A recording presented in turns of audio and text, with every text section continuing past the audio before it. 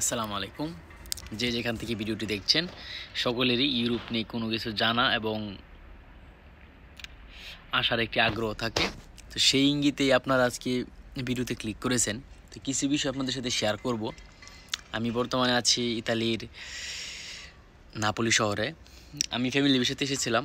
এখন আলহামদুলিল্লাহ আমাদের সকল ডকুমেন্টস সকল কিছু আলহামদুলিল্লাহ কমপ্লিট।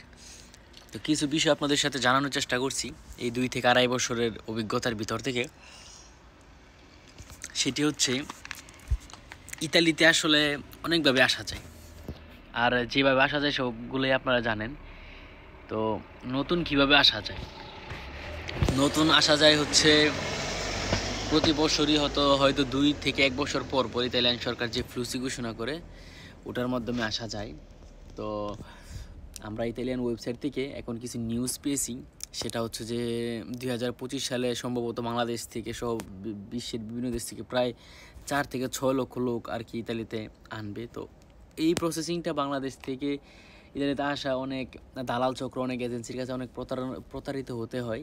তো এই প্রসেসটা আসলে অনেক সহজ, কিন্তু এটা বাঙালিরা তারপরে যে বিভিন্ন এজেন্সিরা আসলে টাকার কারণে এটা অনেক ক্রিটিক্যাল করে ফেলেছে।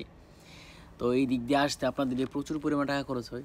তো আমি বলবো যে আসলে বাংলাদেশ থেকে কিছু কারিগরি শিক্ষা গ্রহণ করুন, যেসব কারিগরি শিক্ষার মাধ্যমে ইউরোপের বিভিন্ন দেশে আপনি অ্যাপ্লাই করতে পারবেন।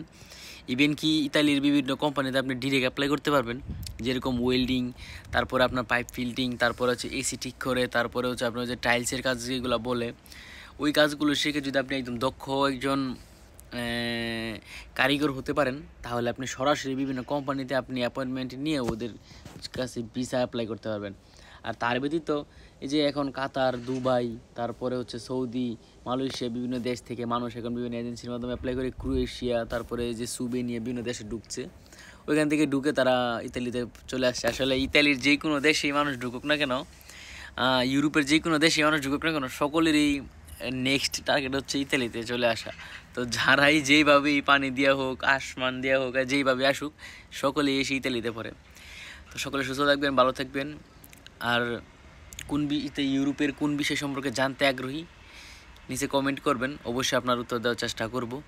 সো ইউরোপ যাদের আসার চিন্তা ভাবনা রয়েছে, অবশ্যই নিজেদেরকে দক্ষ একজন মানুষ হিসেবে রিপ্রেজেন্ট করবেন ইউরোপের কাছে, তাহলে আপনি অনেক টাকা পয়সা ইনকাম করতে পারবেন আর আপনি অনেক রেসপেক্টও পাবেন। তো সকালে ভালো থাকবেন।